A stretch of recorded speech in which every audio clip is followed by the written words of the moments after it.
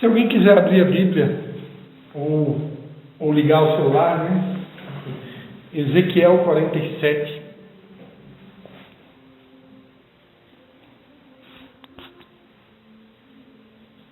Ezequiel 47.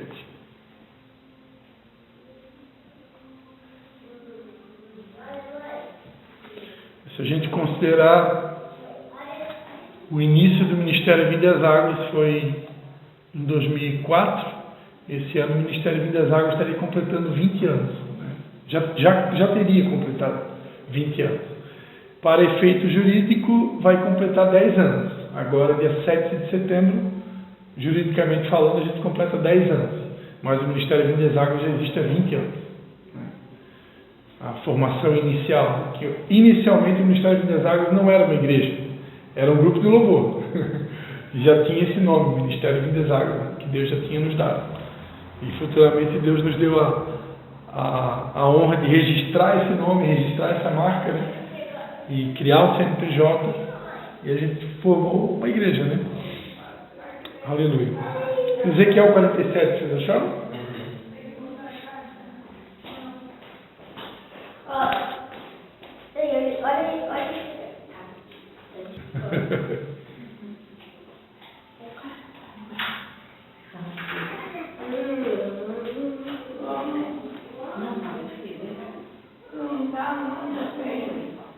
Então, todo mundo achou aí? Ezequiel 47. Diz assim a palavra de Deus. Depois disto, me fez voltar à entrada do templo, e eu vi umas águas por debaixo do limiar do templo, para o oriente, pois a frente do templo olhava para o oriente, e as águas vinham debaixo do lado direito do templo, ao sul do altar. Ele me levou pela porta do norte, e me fez dar uma volta por fora, até a porta exterior, que olha para o oriente, e corriam as águas ao lado direito. Saiu aquele homem para o oriente, tendo na mão um cordel de medir.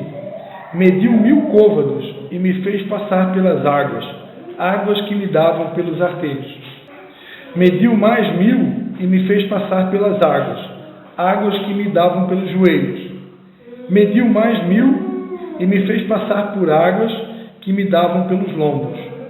Mediu mais 1000, e era um rio, que eu não podia atravessar, porque as águas eram profundas, águas que se deviam passar a nado, rio pelo qual não se podia passar. Ele me perguntou: viste, filho do homem? Então me levou e me tornou a trazer à margem do rio. Amém? Até aqui é o suficiente. Pai, em nome de Jesus, Senhor, eu quero te dar graças mais uma vez, Senhor, pela oportunidade de poder compartilhar a tua palavra. Mais uma vez eu te peço que a inspiração venha do Senhor e que o Senhor me use tão somente como um vaso de barro em tuas mãos, Pai, para transmitir a tua palavra nessa noite aos teus filhos que aqui estão. Fala conosco, Senhor, em nome de Jesus. Amém. Amém, queridos. Então, eu queria falar com vocês nessa noite um pouquinho sobre águas profundas. Essa passagem aqui é uma passagem muito conhecida, né? A palavra de Deus fala, né, que um homem, né, esse homem representa um anjo de Deus, né, que representa o próprio Deus, né, que ele, literalmente, ele toma o profeta Ezequiel pela mão e, juntamente com um cordel de medir, né, nos dias de hoje, uma espécie de trena, né, de medir, ele mediu 1000 côvados, né, e fez passar pelas águas que davam pelos arteiros, e depois ele mediu mais 1000 e fez o profeta passar por águas que davam pelos joelhos. Depois ele mediu mais 1000 e fez o profeta passar por águas que davam pelos lombos, e finalmente ele mediu mais 1000 e agora já era um rio, né, ao qual não se podia atravessar porque as águas eram profundas, águas que se deviam passar a nado. Então, olha, O retrato dessa passagem bíblica é o que eu tenho vivido ao longo dos anos na minha caminhada cristã. A caminhada cristã, ela não tem pausa. Ela não tem a possibilidade de você estagnar. Você pode até estagnar, né? Tem pessoas hoje que elas estagnaram na caminhada, elas literalmente estagnaram, elas não pararam de crescer, né? E algumas até regrediram, retrocederam. Nós conhecemos históricos de pessoas que hoje estão desviadas. Conheceram a palavra de Deus e hoje estão desviadas, estão no mundão, estão no pecado, estão na orgia. E, então muitas regrediram, alguns hoje estão estagnados, outros, eu diria sem medo de errar, que estão dormindo, adormeceram, né? Por isso que há uma passagem na Bíblia que fala, né? Desperta, ou tu que dormes. Por que tem uma passagem dessa na Bíblia? Porque tem pessoas que estão dormindo, né? Pessoas que dormiram, adormeceram, e elas não conseguem perceber que estão num profundo sono, né? O tempo está passando e não é apresentado frutos, né? Frutos que venham glorificar o Pai. Agora, para aqueles que estão sintonizados com o Espírito Santo, para quem está ligado com Deus, para quem está ligado na videira verdadeira, que é Jesus, né? Está conectado com Ele, Ele deseja nos levar a um crescimento contínuo, e esse crescimento não para, né? A palavra de Deus diz, né? Crescei na graça e no conhecimento. Conheçamos e prossigamos em conhecer ao Senhor. Então Deus, Ele quer ampliar o nosso conhecimento dEle, a nossa intimidade com Ele, a nossa maturidade, e Ele quer nos levar sempre para um novo nível. Sempre vai existir um novo nível, né? A passagem bíblica extremamente conhecida é quando Jesus, Ele chama os discípulos para entrar no barco, e Ele então convida os discípulos para ir para o outro lado, para a outra margem, né? Quando Jesus convida os discípulos para ir para outra margem, é exatamente a mesma coisa que o homem de Deus aqui está fazendo com o profeta. É a mesma coisa. A diferença é que Jesus convidou os discípulos para atravessar, eu acho que era o Mar da Galileia, não me lembro bem agora, para o outro lado, né? E aqui o profeta, o homem de Deus convida o profeta para se aprofundar, né? Sair de um nível raso, né? Águas que davam nos arteiros, para ir para um nível onde ele já não dava mais pé. Ele tinha que nadar, porque era um nível profundo de águas, né? Então, Jesus e Deus, né, Pai, eles são a mesma pessoa, o Espírito são a mesma pessoa. Deus, Ele o tempo todo vai querer nos levar sempre para um nível maior. Sempre, né? Se eu permitir, Ele quer sempre nos levar. Quando eu falo em nível maior, primeira coisa que vem na minha mente, de tantas coisas que Deus quer nos amadurecer, que Deus quer nos levar a um rompimento, a uma evolução, um crescimento. Melhor a palavra crescimento, evolução, remete a Charles Darwin, né? E nós não viemos do macaco, né? Com certeza não viemos do macaco, né? Vou abrir um parênteses aqui, né? Eu estudei uma vez sobre isso, né? E a teoria de Charles Darwin, a mesma teoria que diz que o homem veio do macaco, ela também fala que a girafa, ela tem esse pescoço, o animal, né, que tem lá na África, né, a girafa, ele tem esse pescoço gigante, porque ela foi evoluindo ao longo dos anos, e por isso ela alcançou um pescoço tão grande, né, capaz de comer as plantas lá numa determinada altura, né? Mas é uma teoria tão furada, né, que se essa teoria fosse verdadeira, as girafas nos dias de hoje teriam pescoços quilométricos, né? Porque se elas continuassem evoluindo, né? E os macacos de hoje, né? Por que pararam de evoluir, né? Então é uma teoria que não tem cabimento, né? E infelizmente há quem acredite nisso, e eu fiquei sabendo pela minha filha que isso ainda é ensinado nas escolas, né? É uma pena, né? Mas que bom que é ensinado como uma teoria, né? Porque como teoria a gente já sabe que não é uma verdade, né? Ela é só uma teoria. A verdade é que nós fomos criados do pó da terra, né? Fomos criados por Deus, a sua imagem e semelhança, e do pó da terra. E eu tive a oportunidade de ouvir uma mensagem de um pastor que atualmente ele mora na cidade de Blumenau. Ele é professor da Escola Bíblica Dominical da Assembleia de Deus em Blumenau. O nome dele é Daniel Alfa. ele é um pastor que prestou serviço para a NASA durante alguns anos. Ele morou nos Estados Unidos e ele prestava serviço para a NASA.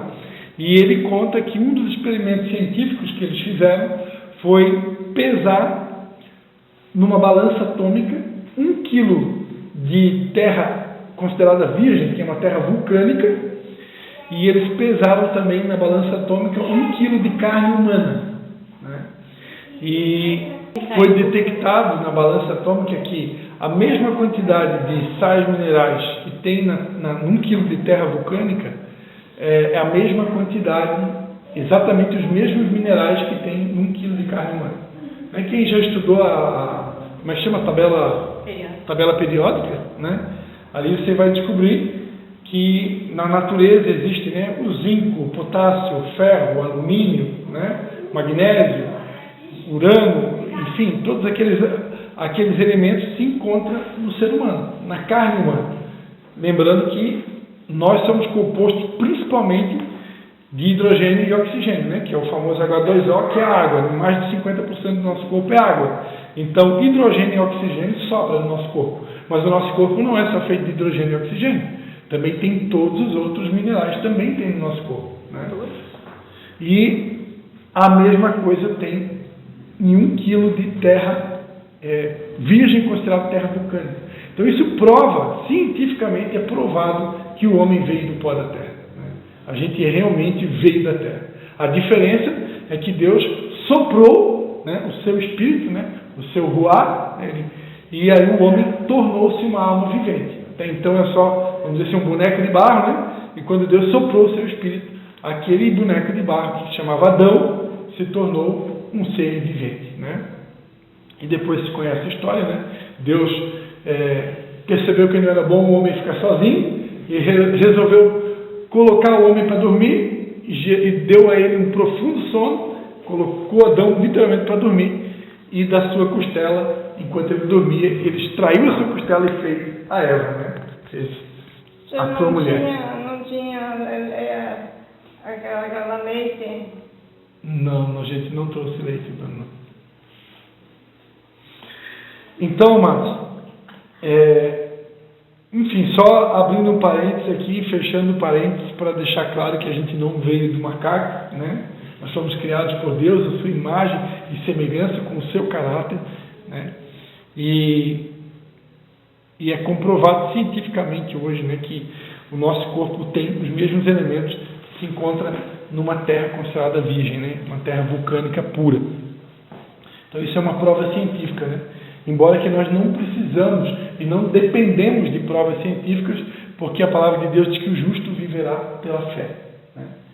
E quem tem fé não depende de provas científicas. Embora que para quem é novo na caminhada, né? Eu me lembro quando eu me converti, quando eu pude adquirir essa Bíblia aqui, foi uma das primeiras Bíblias minhas, uma Bíblia Thompson, né? Essa Bíblia, ela tem aqui uma parte que são os suplementos arqueológicos, né? Tem aqui uma passagem bem grande aqui de suplemento arqueológico. Então aqui são várias comprovações, né? Escavações que foram feitas na época do Egito antigo, da Pérsia antiga, né? Jerusalém. Então são várias peças, materiais que foram encontrados debaixo da terra e tal, que comprovam, né, que tudo que está escrito na Bíblia é real, né? Pai, não são todos os elementos da tabela periódica que tem no corpo? Aqui não é verdade. Não são todos os elementos? É oxigênio, hidrogênio, carbono e nitrogênio. Enfim, ó, minha esposa está acrescentando aí, porque realmente eu não me lembro bem agora, né? Eu sei que na pesquisa que foi feita, vamos fazer aqui, vamos corrigir, né? A pesquisa que foi feita foi detectado que os mesmos minerais que tinha em 1 quilo de terra vulcânica considerada virgem eram os mesmos minerais que tem no corpo humano, né? Então isso foi provado. E aqui, né, quando eu adquiri essa Bíblia, esse suplemento arqueológico que prova, né, evidências reais de citações bíblicas e tal, escavações da época do Egito Antigo, né? Então isso aqui, quando eu era bebê na fé, isso aqui me ajudou a tipo assim, incrementar a minha fé, né? Porque quando a gente é bebezinho na fé, que nem do meu tipo, né, que era meio incrédulo, Então, isso aqui ajudou, né? Agora, chega um ponto na nossa vida que a gente não depende mais disso. A gente não depende mais de suplemento arqueológico, não depende mais de provas, porque aí a gente já vive com Ele, a gente caminha com Deus, a gente ouve a voz dEle praticamente todos os dias, né? A gente é guiado por Ele. Sempre Deus me dá uma mensagem para compartilhar todos os dias. Então, é outro nível, né? Então, hoje mesmo que não existisse nenhuma prova física, né? A gente acreditaria em Deus, né? Por quê? Porque a gente caminha com Ele, não tem como duvidar da existência de Deus, né? Tem um pastor que diz assim, né? Se tivesse escrito na Bíblia que Jonas engoliu o peixe, engoliu a baleia, eu acreditaria, né? Mas, na verdade, é o contrário, né? É o peixe que engoliu Jonas. Mas voltando aqui, amados, eu estava falando para vocês que Deus quer sempre levar a gente para um crescimento. E eu diria sem medo de errar, que um dos pontos principais, não é o único, né? Mas um dos pontos principais que Deus quer ampliar na nossa vida é a nossa fé, né? A Bíblia diz no livro de Judas, né? É um livro que muita gente não lê, né? Mas tem um versículo lá em Judas, que não é o Judas Iscariote, é o outro Judas, né? Que fala assim, edificados na vossa fé santíssima. Quem já leu esse versículo? Edificados na vossa fé santíssima. Se alguém quiser abrir, né? Em Judas, fica antes do Apocalipse, né? Só tem um capítulo só, né? Se eu acho aqui.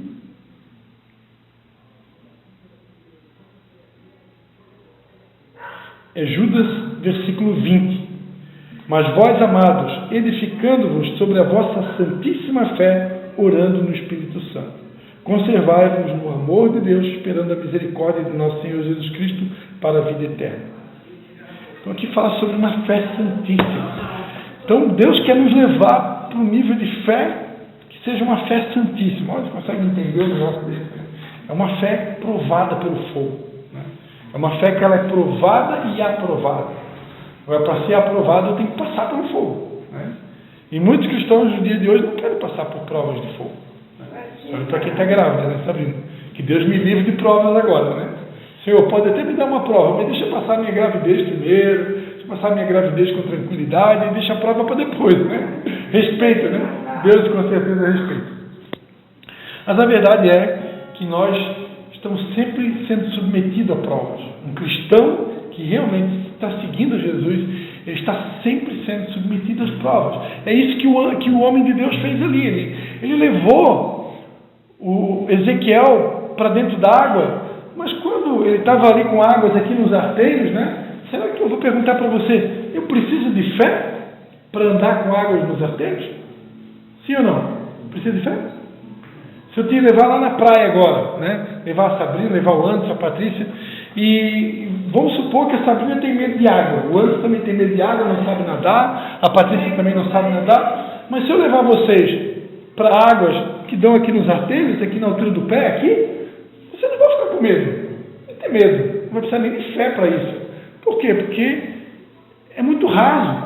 Agora, se eu levo vocês, né, para um livro de água, que a água começa a dar nos lombos, na altura da cintura, se você sabe nadar, não tem problema nenhum, mas se você não sabe nadar, se tiver uma correnteza meio forte, já começa a bater um friozinho na barriga. Agora, se eu decidir levar vocês para um lugar onde não dá mais pé, e aí, vocês não sabem nadar, e aí, como que funciona? Aí entra o desespero, aí entra o medo, se eu não tiver fé. Porque eu estou dando um exemplo para vocês físico, mas agora eu quero que vocês transportem esse exemplo físico para o mundo espiritual, para a realidade espiritual. O que significa esse exemplo físico na realidade espiritual? Na realidade espiritual, o que Deus está querendo comunicar é que Ele quer nos levar para um nível onde eu não dependa mais do meu entendimento. Eu não dependo mais do meu intelecto. Eu agora estou literalmente nas mãos de Deus, vivendo pela fé. É o que diz em Provérbios capítulo 3, um texto que eu amo de paixão que ele fala exatamente isso. Em Provérbios 3, versículo 5, a Bíblia vai dizer assim, confia no Senhor de todo o teu coração e não te estribes no teu próprio entendimento. Eu fui pesquisar no dicionário o que significa a palavra estribes. Estribes vem de estribo. Estribo é aquela peseira que tem na sela do cavalo. Para subir no cavalo, tem que botar o pé no estribo e subir por a sela. Então, o estribo, ele é um ponto de apoio para poder subir no cavalo, na sela do cavalo. E aqui está dizendo, confia no Senhor teu Deus de todo o teu coração e não te estribes, ou seja, não te apoie no teu entendimento. Enquanto eu ainda estou me apoiando no meu entendimento, eu não estou usando a fé. Porque, vamos supor, vou dar um exemplo aqui prático, Vamos supor aqui que eu tenho uma despesa mensal de 3 mil reais. É a minha despesa de 3 mil reais. Fixa. Todos os meses eu gasto 3 mil reais. Só que eu tenho uma entrada de 4 mil.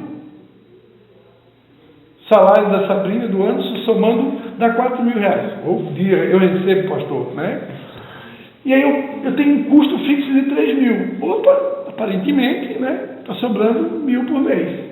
Então, eu preciso de fé para crer que eu vou conseguir pagar as minhas contas?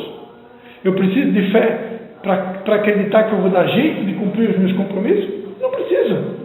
Por quê? Porque é uma coisa lógica. Eu ganho 4 mil e vou pagar 3, ainda vai sobrar 1.000. Agora, a partir do momento que eu ganho 4, mas aí chega uma notícia de uma doença grave de alguém na família, de um acidente de trânsito, vamos pegar o que aconteceu no Rio Grande do Sul, pessoas que perderam todo o seu patrimônio. E aí, quando chegam essas notícias inesperadas, como agora eu vou conseguir acreditar que com aqueles meus 4 mil eu vou conseguir pagar 10 ou eu vou conseguir pagar 20? Aí é onde entra a fé. Isso é águas mais profundas. Isso é você estar andando no nível que é fora da lógica humana. E Deus quer nos levar para esse lugar. E Deus não quer nos tirar de lá. Deus não quer nos levar para esse lugar de águas profundas e trazer para as águas rasas. Levo para águas profundas e trago de volta para águas rasas. Levo para águas profundas e trago de volta para águas rasas. Por quê? Porque nossa fé não alcança. Eu estou o tempo todo me afogando. Eu estou o tempo todo me afundando. Como é que eu sei que alguém se afogou espiritualmente falando? Quando entra o medo, quando entra a falta de fé, quando entra a desesperança, quando entra a tristeza, quando entra o desespero, quando um crente se desespera, quando um crente vive com medo, assombrado, preocupado, ansioso, quer dizer que ele não está conseguindo dar jeito de andar em águas profundas. Ele não está acreditando em Deus o suficiente. Por isso que quando vem a má notícia, quando vem a tempestade, quando vem um vento forte, ele se desespera.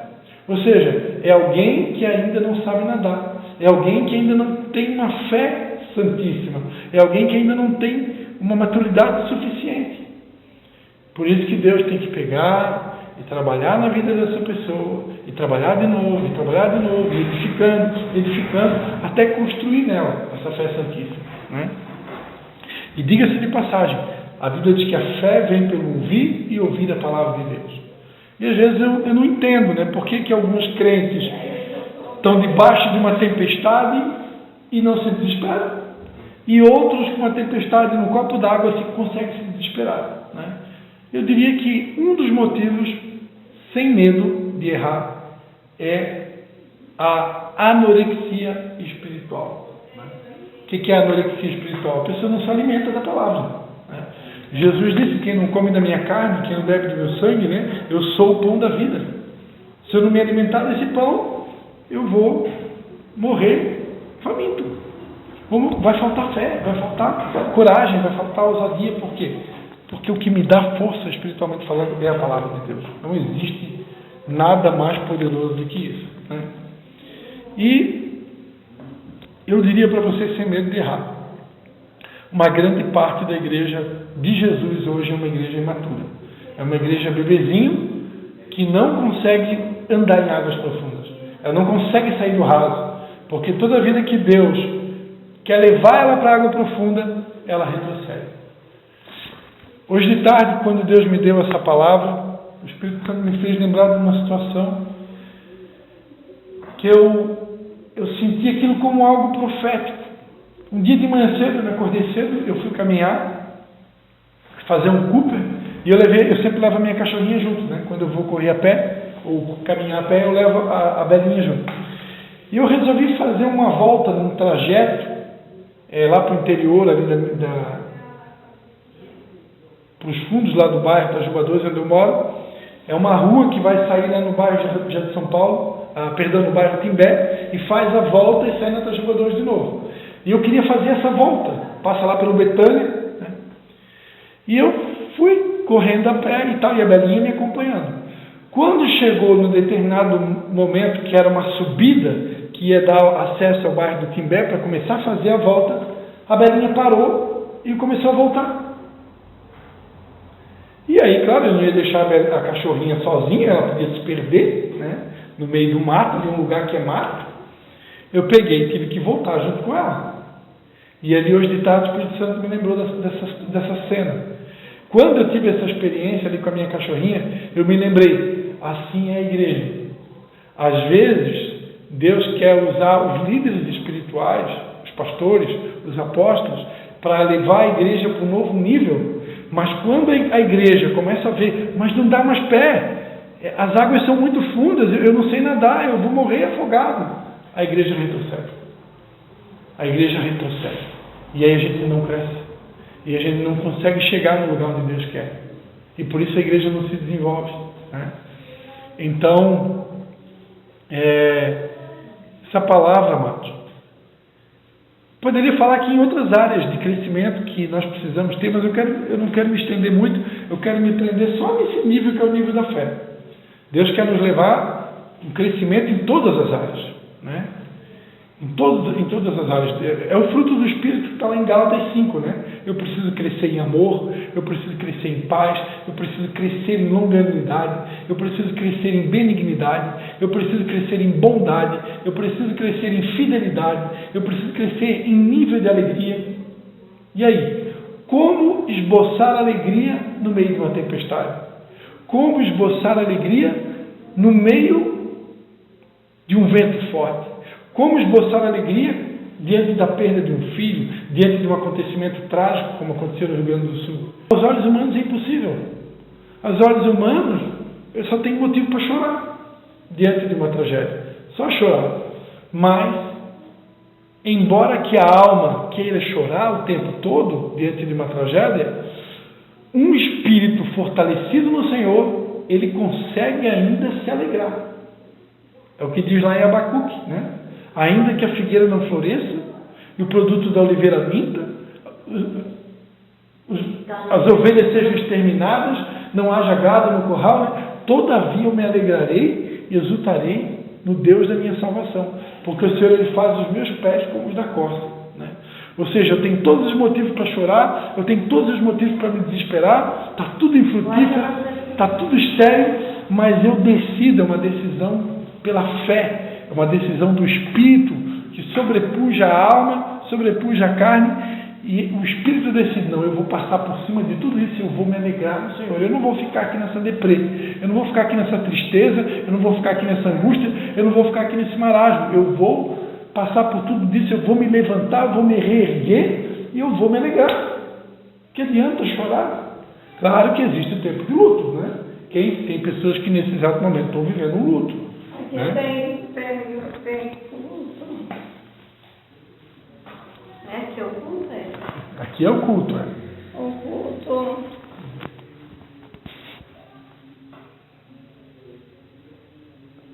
Aqui é o culto.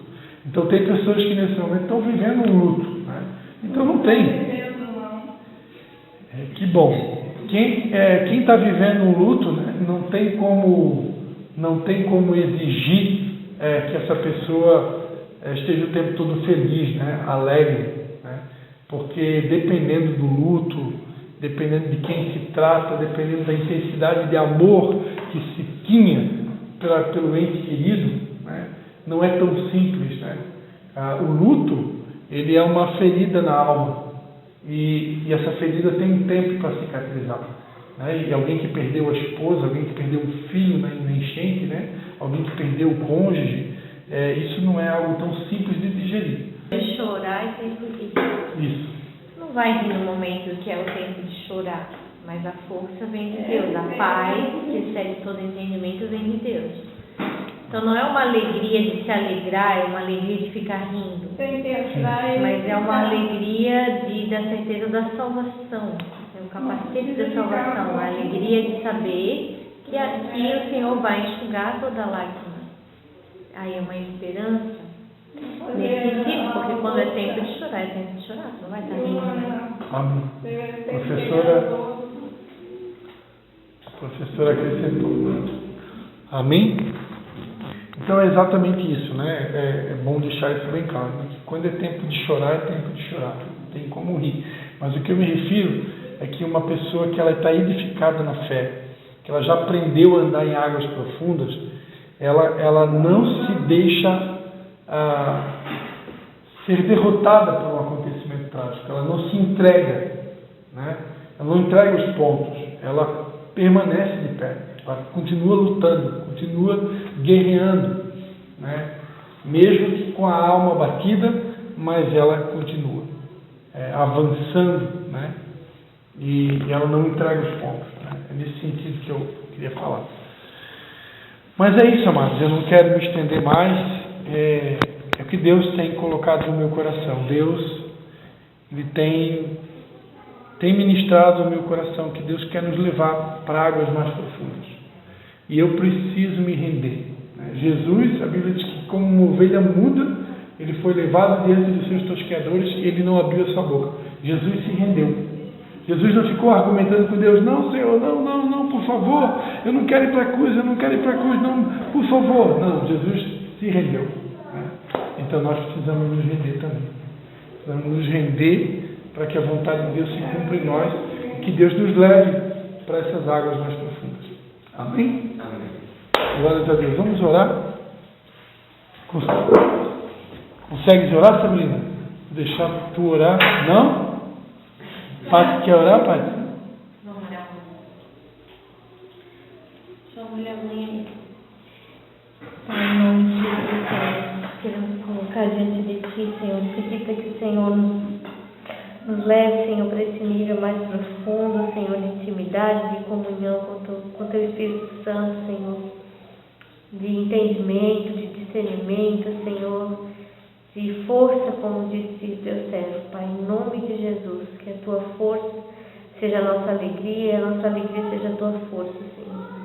Em nome de Jesus eu peço, Pai, para que o Senhor esteja conduzindo todas as coisas e abençoando também amanhã esse evento, Senhor, essa igreja que vai estar recebendo a Tua palavra, que o nosso coração esteja voltado para o Senhor e a nossa adoração chegue até a Tua presença, Senhor. Seja em tudo que nós formos fazer ali naquele lugar, Senhor, nós te pedimos a Tua unção, a Tua glória, Pai, em nome de Jesus. Abençoa, Senhor, o restante dessa noite, que o Senhor esteja conosco, guardando, livrando de todo mal. Em nome de Jesus. Amém. Amém, Senhor.